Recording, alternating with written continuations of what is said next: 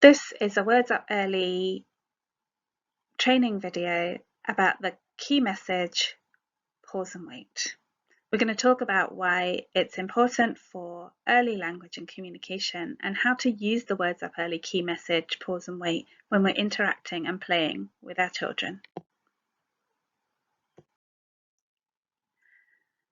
Understanding and using language is complex and uses many steps. We all need time to process language and information, and children need more time as they're still learning language. They take longer than adults to process and learn language.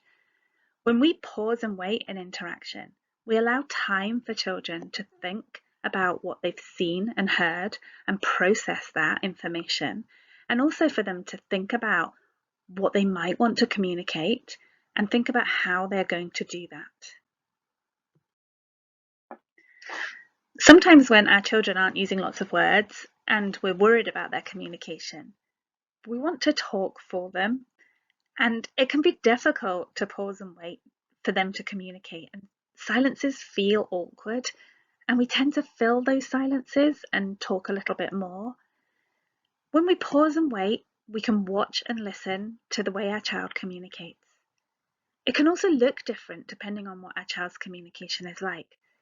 Pausing and waiting gives us the opportunity to observe our child's communication and really see what they're doing to communicate, as well as why they are communicating. We often focus on the words that children are using or not yet using, but there's lots of ways that children communicate long before they use words. So they might use their faces. So they might smile and laugh and look to communicate, use facial expressions. They'll use their hands and other body language to communicate. So they might reach for things. They might do a very clear point of saying, that's what I want. They might lead you to things by their hands, or they might jump up and down with excitement, or actually turn their whole body away from things that they don't want. And children are often really clearly able to tell us what they do like or don't like long before they use any words at all. And having a really good understanding of what our children are doing to communicate helps us when we're using and practicing the pause and wait strategy. Because when we know what children are doing to communicate and have a really good understanding of that, then we know what we're waiting for. So it's called pause and wait, and that wait is an expectant wait. It's waiting for what the communication is. And it doesn't matter if it's not words, it doesn't matter. So what we're doing is we're waiting for communication. So we're waiting for children to take their turn in the interaction. So it might be a word if our child's using words, but equally it might not be. We sometimes nod our head or shake our head or use a gesture in conversation. And that's us taking our turn. So sometimes our children's turn might be a smile or a nod or a point, or it might be actually taking a physical turn in the interaction. So if we're playing with them building a tower of bricks and we pause and wait, they might take a turn to put a brick on the tower, and that's their turn. Or they might push the tower over. That's a turn too. Our role in pause and wait is to pause and wait expectantly for our child to take the turn. And then we respond and take a turn, and we pause again to keep the turns going. And if we spend time observing our children's communication, we'll know what we're waiting for when we pause and wait.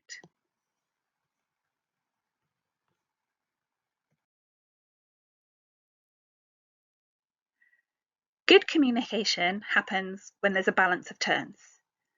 We don't just want to talk for someone to sit and listen. We don't just want to have some mute person that we just tell everything to and they just sit there.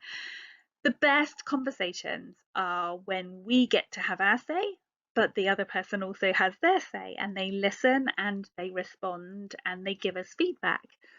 And there's a balance of turns. So there's a give and take and a toing and froing, and it's an equal conversation. And it's reciprocal and responsive.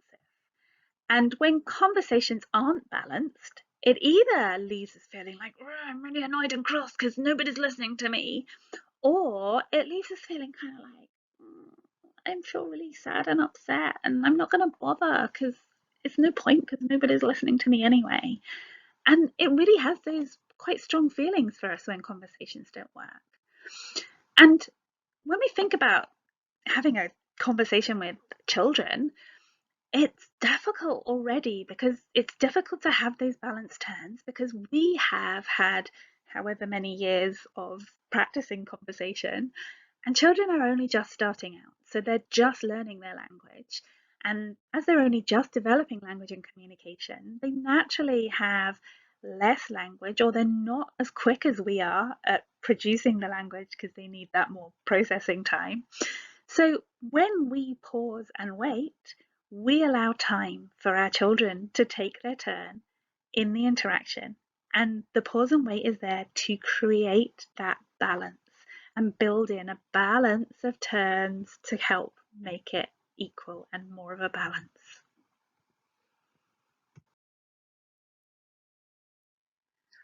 When we talk about the key message, pause and wait, we want adults interacting with the child to use that pause and wait. Initially, you pause and wait, you come alongside, you pause and wait, you watch what your child is doing, you let them take a turn in the interaction, and then you follow the child's lead. And you can do that by copying the child in their play and making a comment about what their play is, what they're doing. And then you keep it going by taking another pause and wait. So you pause and wait and you see what they do with what your turn was. And then you keep that going. So it just keeps going in cycles and cycles and cycles. So you watch what your child's doing, you make a comment or join and copy them, and then you let them have another pause and wait for their turn, and then you copy them and make a comment again. So it just keeps going and going and going, and the turns keep going. And to do that, to keep you going with your pause and wait and to keep you thinking about your pause and wait, when you're pausing and waiting, you count up to 10 in your head. And it's up to 10. If your child responds and takes their turn before you get to 10, then obviously respond and take your turn quicker than that. You might find that your child doesn't need as long as 10. You may find if your child is struggling a little bit with language, they need a little bit longer than those 10 seconds, then counting up to 10. But it just keeps going and keep going around that cycle to build that pause and wait in. But counting up to 10 is a good strategy to try and help you keep that in your head of trying to use that pause and wait.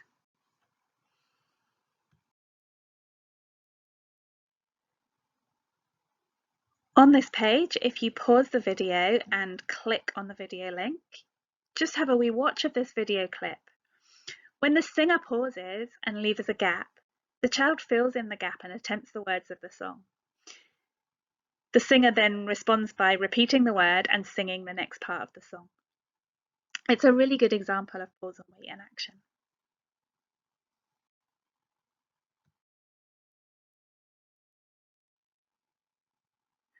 This is another video clip that you can click on and watch. If you notice in this video how the mum pauses, and when she pauses, the girl talks about the puppet and takes the lead in play. She chooses to feed the puppet. Mum then follows this lead. And when she waits again, the girl uses words and actions to communicate with mum.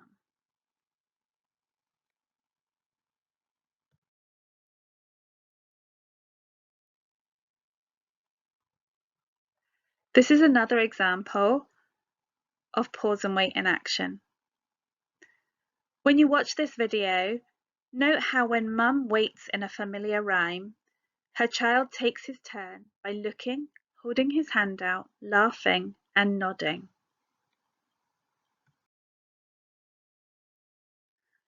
So to recap, when we're talking about the key message, pause and wait, what we want the adults to do is to come alongside the children, pause and wait, remember that counting up to 10 in your head, watching what your children are doing, let them take a turn and start the interaction while you're watching. Then come alongside, join the play, follow your child's lead. Take a turn by copying your children or making a comment about their play, and then pause and wait again to let them take their turn. And then keep this going round and round in a cycle to build a balance of turns.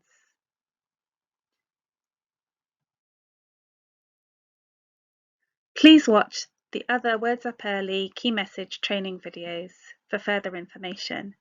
You can also contact the Speech and Language Therapy Department if you want further advice. There is also a Just Ask inquiry line on a Tuesday afternoon if you have any child development concerns.